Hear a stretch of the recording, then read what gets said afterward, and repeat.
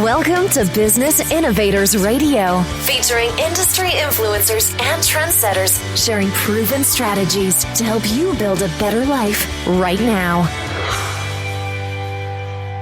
Hi, everyone. This is Tammy Patzer, and I'm really excited because I have a kind of a cool, unique guest today, Jeffre Wolfe, and he is the creator of AdventureCEO.tv, and he considers himself a disruptor. And it's really fascinating for me when I meet people who are in that place where they're doing things that are kind of creating a little bit of havoc. So with that, I'm going to go ahead and let him tell us about his life-changing experience that has led him to this point in time. So welcome, Jeff. Hi, Tamara. Thanks for having me.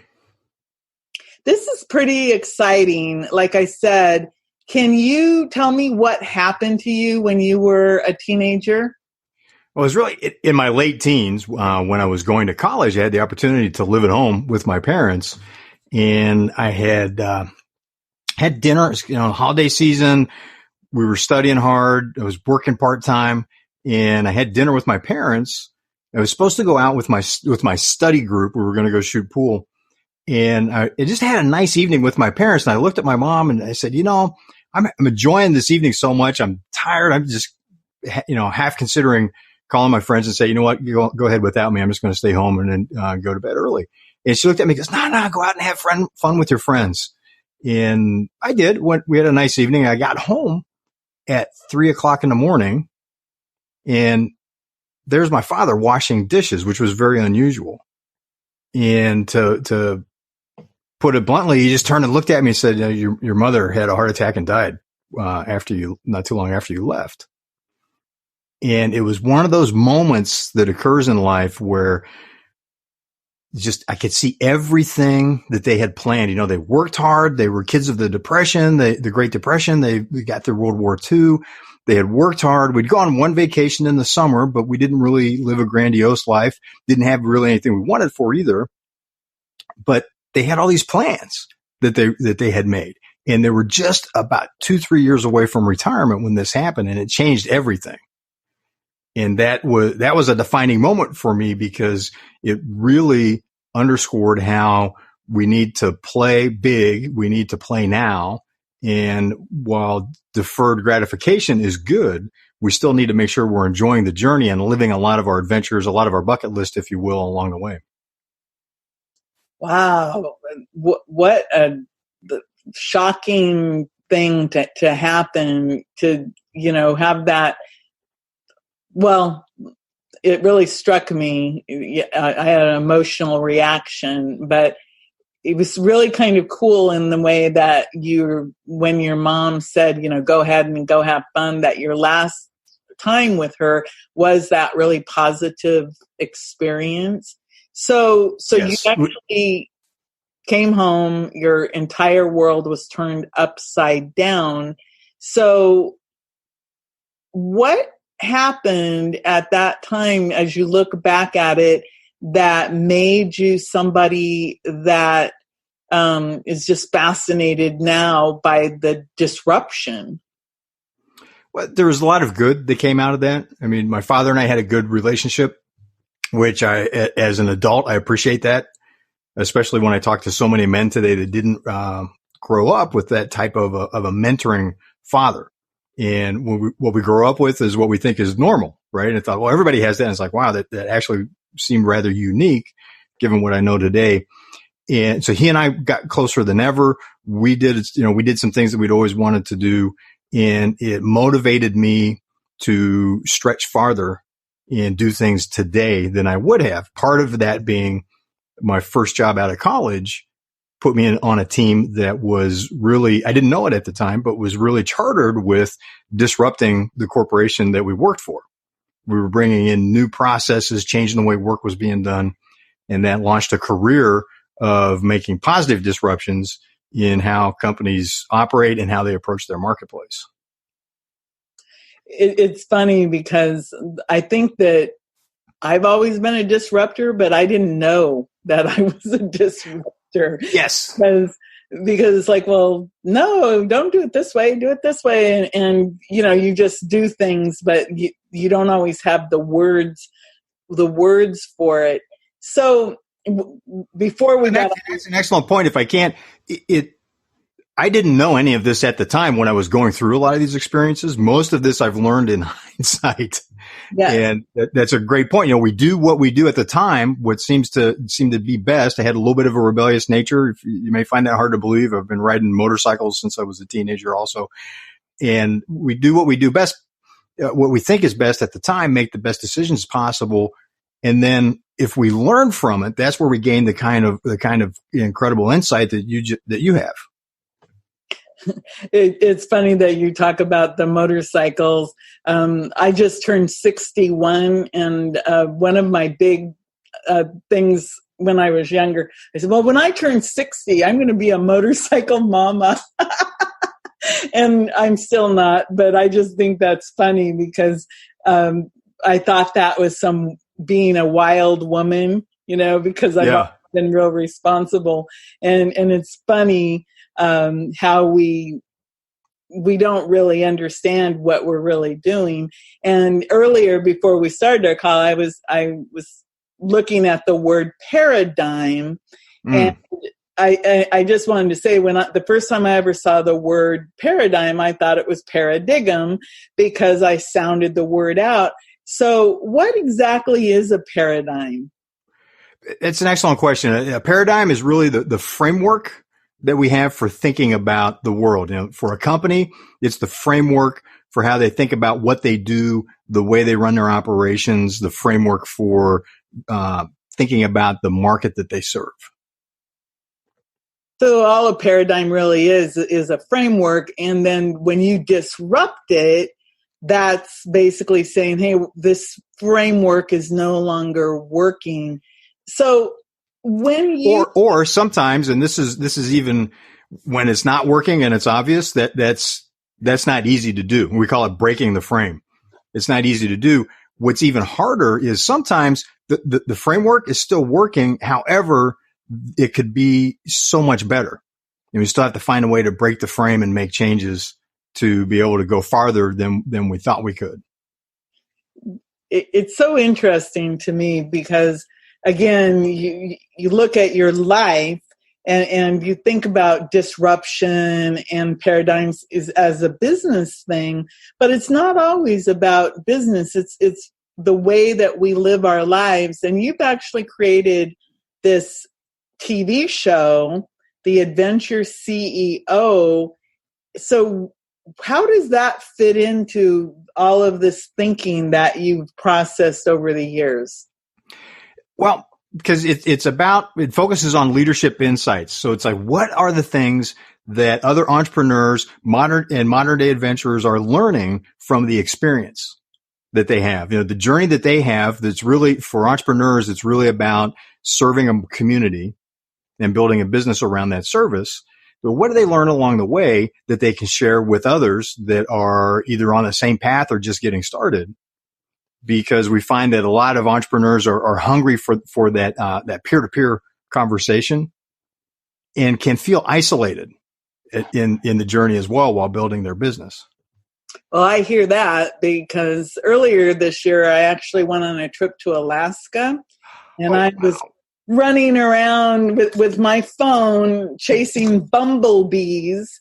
I was in the moment, and everyone was laughing at me because I was so in the now. And that was such a big adventure for me to disconnect from being behind the computer, because I spend a good portion of my weeks, literally I'm, 2 feet away from a computer screen, and I talk to people from all over the world. But that adventure, when it just cleared me, and when I came back, I had much bigger visions. And I don't know if it was because Alaska was so big and humongous, or if just having that break and being in the now helped me.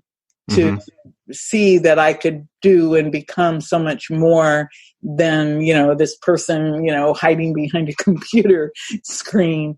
So do you do a lot of adventures in your world?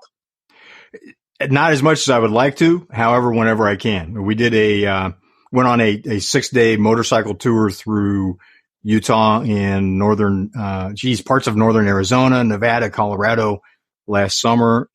Went whitewater rafting in Colorado. Not too the year before that. We've done horseback riding trips. So still want to get out to an archaeological dig, but yes, that sounds like fun. I've heard that near Albuquerque. I was staying in Albuquerque. I was on a TV show there, and I stayed at this hotel. I think it's gone now. It's called the Blue Hotel. And they were telling me that about 10 miles out of town, there's a really good place where you can see the old petroglyphs. Ooh, yes. And that's in right outside of Albuquerque. And again, in Albuquerque, they have the big balloons. I mean, there's so many things that around the world that, things to see and things to do. It's really fascinating to me. Mm-hmm. So you've gone, but it shifts our perception. Yeah, like you were talking about when you went to Alaska, because sometimes a couple degrees shift in perception, everything looks different. It's like driving down a road one way through countryside, and then coming back later in the day, and it's like, wow, it looks so much different going the other direction. That has a big psychological impact, physiological impact that helps us, like you were saying, when we get back to what we do on a day-to-day basis professionally. That helps expand, helps give us a different perception on that to see opportunities in a different light. So with what you're doing with the adventure concept, what is the purpose behind this? Besides, obviously, I must be getting it because I'm going, you shift perspective. But what is your motivation with all this? Entrepreneurs, I believe, are the biggest force for good in the world because they're building a future for their family. They're building a future for the teams that work with their companies, and they help their community that they serve. So they're really expanding opportunities for everyone. CEO can also stand not just for chief executive officer, but continually expanding opportunities. So we want to help CEOs of growing entrepreneurial companies to be able to have a conversation with other successful entrepreneurs to help build their businesses bigger and faster in order to expand opportunities for everyone. And we use the adventure themes and the adventure experiences as a means of again, shifting that frame, shifting the paradigm. So as an entrepreneur then, so are you having adventures? Are you putting together adventures where people meet, or how does that work? Yes. One of our programs is an invitation-only program where we'll bring together a small group, say 5 to 7 entrepreneurs, and we'll go out and whitewater raft for 2 days. But also create times where when we're sitting down to eat, breaking bread's always a longstanding tradition, and over meals and around, relaxing in the evenings, to have a conversation about business. So we can talk about, what's working for you when we're doing this? How did you get past this point with growing your business? How are you dealing with changing regulations, or we've got a shift in our marketplace and we're trying to navigate. Oh yeah, we dealt with that. Here's what we did. To have that type of conversation and to help, to collaborate with each other and to help move forward faster. And at times, I got this feedback from someone at a recent event where they were going, whoa, why are you doing that? That doesn't seem consistent. And I thought about it for a second. I go, you're right. I hadn't looked at it that way. So we changed some of what we were doing. So there's a lot of value in those kind of conversations. The adventure environment is what creates that shift in perception. It expands the possible. Yeah, I can see that because again, the adventure I was on was a friend of mine, his sister and his nephew, and then some random woman that showed up who became my roommate. So it was basically 5 people who had, I had no connection to 4 of them, yet we were together for 2 weeks, and And it was amazing. Like, for example, the teamwork development and the Yes. leadership development that comes out of these, it was a trip. And the most beautiful part about this whole trip was I just said, here's some money. And I showed up at the airport on time. And then I didn't have any expectations of what it was going to be. And that was probably one of the most powerful things, because I just went with the flow, and it allowed me to accept, these 4 different people. And of course I had my opinions about, that's kind of odd. But at the same time, it was like, well, that's how they deal with stress and with life. But for example, a lot of the trip was not planned. It was like we'd see a sign, hey, you want to go see that? Yeah, we have time. And we'd go, and we ended up, petting dog sled puppies because we saw a sign on the side of the road, and we did it. Another one, we asked some guy, well, you live here, where would you suggest we go? And he sent us up on this mountain to go see the flowers. And it was really opening. So you're literally planning adventures so that small groups of people can have that experience, and they grow and develop in whatever way that they need to grow and develop. Yes. And it's a mastermind dynamic, if you will. It's not really programmed content, because we know what we'd like to ask. If we can get around the right people, we know the questions we'd like to ask to pick their brain. So, for example, and we'll bring in also as part of the adventure someone who's built a business much larger, 10 to 100 times the size of everyone else that's at the table, if you will.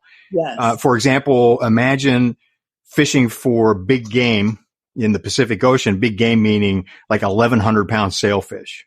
Okay. Yep. Never Spending done. 2-3 days doing that, but doing it with one of the top internet marketing and digital, search engine optimization experts in the world. Yes. So have that to be able to have some business conversation around the play, but it's the backdrop of the play that, as you pointed out, opens up the mind to other possibilities, and being open to the comments and the feedback that'll be coming from the people you're spending that time with. Kind of almost like the Shark Tank, except you're not there in that tense pitch where they're circling around you. It's more like having the dolphin helpers come exactly with you. That's exactly what I was thinking. You said Shark Tank, and I was picturing, no, it's more like swimming with the dolphins, where it's relaxed, it's fun, they're there to help. Right. Playful. Because what I really like about what you're saying is, because this is something that I've toyed with a lot. It's like, how do you get to $1 million or $10 million or $1 billion if you've never been there? And right. If you, like someone who's been employed and you've always been an hourly worker, for example, you might say, well, gee, I want to make $100,000 or $1 million. But yet you've only ever made $35,000 your whole life. And that was actually what happened to me, because I'd been a newspaper editor, and the most I ever earned was like $45,000 a year. And to go from that hourly or that salaried employee mentality, where you're working for this, an increment of a paycheck every week or every 2 weeks, to going, you know what, that's not enough. I want to go up to, these 6 and 7 figure amounts, but I've never been there. You're literally saying that by going on an adventure, you can hang out with someone who's already been there, done that, and gain that benefit of being with someone who might have that one little insight that you need that could make all the difference. And it could be business, it could be personal. Because I like you, I had never made more than, $40,000-$50,000 as an engineer. It was good money at the time, but I went from working in college. I worked my way through high school and college. So for 7 years, I worked basically for minimum wage, just a little bit more. Then I got an engineering job. I was like, oh, wow, this is a ton of money. That framed how I viewed what was possible, what success was. Then I got to spend more time. I love being by the water. So I got to spend time around people that owned yachts. So if you own a $300,000 sailboat or a $300,000 yacht, it's like, wow, what are these folks doing? How do they think about things? And I learned from that, and it expanded, broke that paradigm that I had, broke the frame, expanded how I looked at things, and went, wow, okay. And what was interesting is a lot of those folks that are successful, they'll turn around and go, you know what? You can do this too. I don't know about you, but I get that 3:00 in the morning voice that goes, no, not you. Yeah, they can do this, but not you. What do you think who do you think you are to, and then fill in the blank?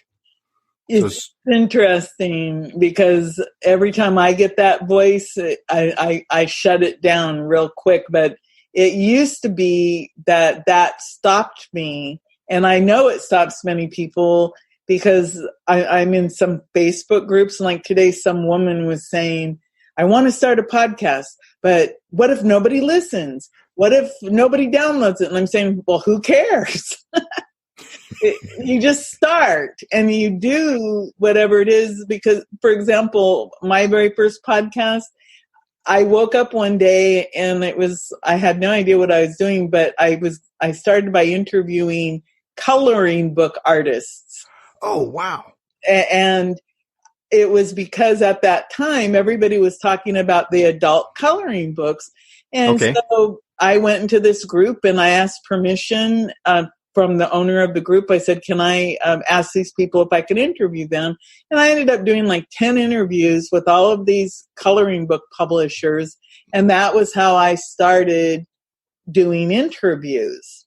And there was really no rhyme or reason because I had no concept of coloring book artists, but for whatever reason, that was what I started with. And then it grew from there. And so sometimes I think we just have to start somewhere.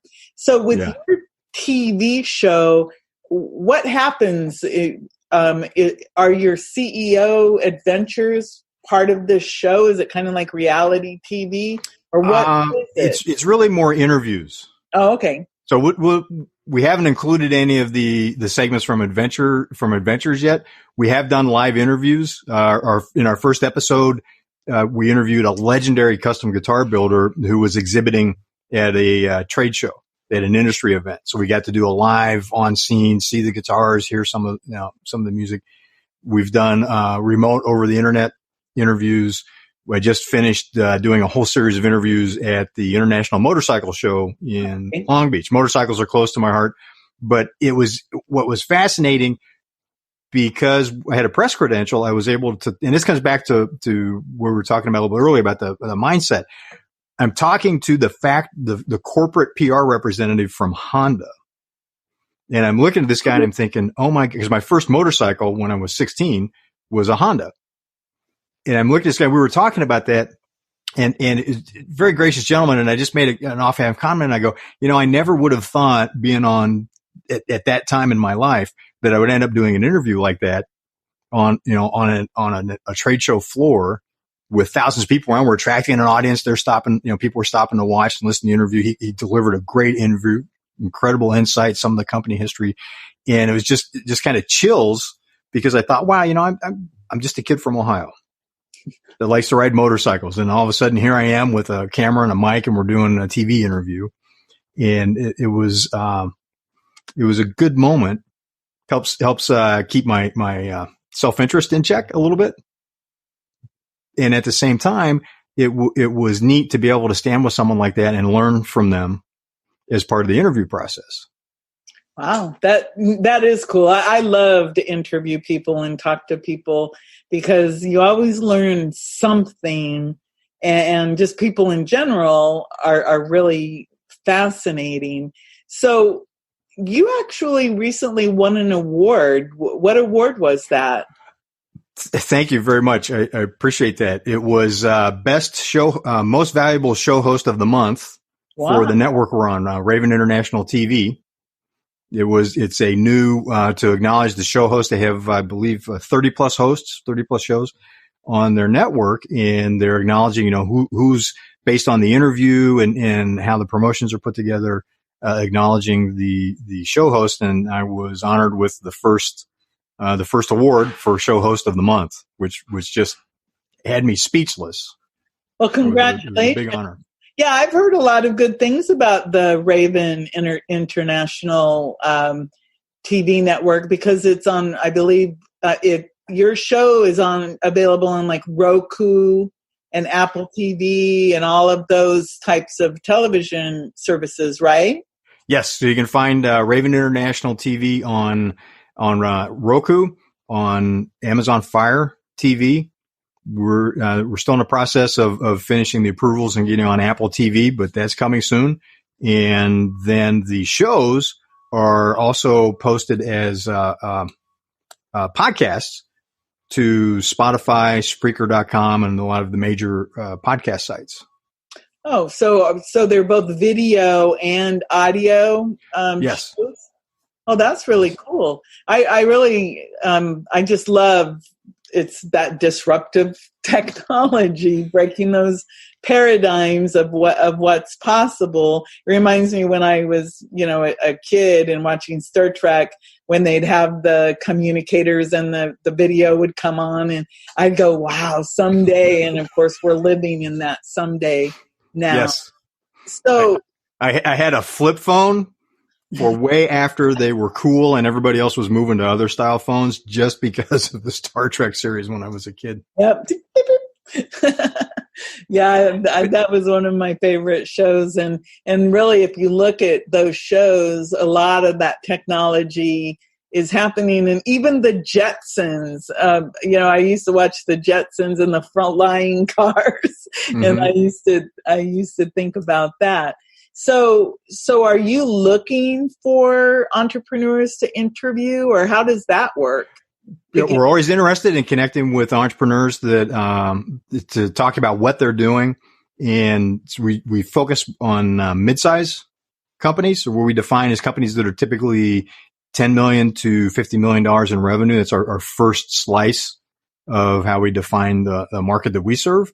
However, I love to talk to entrepreneurs because a lot of times, like a young lady that we just interviewed, that'll be in our next episode, someone that's just starting out but is already winning awards. So it's about the story, the insights that they can share. We may say, you know what, that's not exactly what we had envisioned, but let's include that because we want to get that message out. We want to get their message out and share what they're learning with the rest of the entrepreneurs. So if somebody wants to get in contact with you, what's the best way to do that? They can go to adventureceo.tv. That's adventureceo.tv, or email me directly at Wolfe, WOLFE, at adventureceo.tv. Okay, adventureceo.tv. That's a great, easy to remember URL. Before I let you go, Jeff, is there anything that you'd like to add? Great conversation. Well, one thing I'd like to add is I appreciate the opportunity to talk with you today, but also to learn from you and other show hosts, other entrepreneurs, because it's really helping with the way I look at stuff. And I go, oh, wow, that would be okay. That's something we should try. So it's really, I so appreciate the opportunity to talk with you today. It's a big honor, and they continue to learn a lot from you and what you're doing as well. Oh, well, so really appreciate that. Keep up the great work.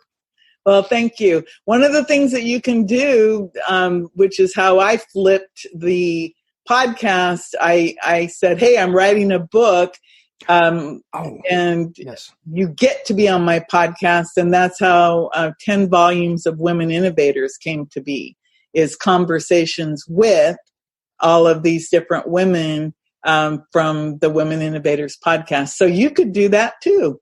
Yes. In fact, I have a book that's going to be coming out in April.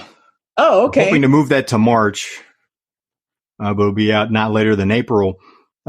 Titled, the working title right now is Strike Lines, Ruin Careers, and Death Threats, Leading Change in Corporate America. Wow. Well, I'm glad that I brought that up so that we could know that. So your book is coming out March, April 2020. So that's really cool. And then, of course, the TV show is the adventureceo.tv. Thank you so much, Jeff. I really appreciate all your time today. Thank you so much for having me today, Tamara. I appreciate it. Thank you. Everyone, this is Tammy Patzer. Go make it a beautiful day. Thanks for listening to Business Innovators Radio. To hear all episodes featuring leading industry influencers and trendsetters, visit us online at businessinnovatorsradio.com today.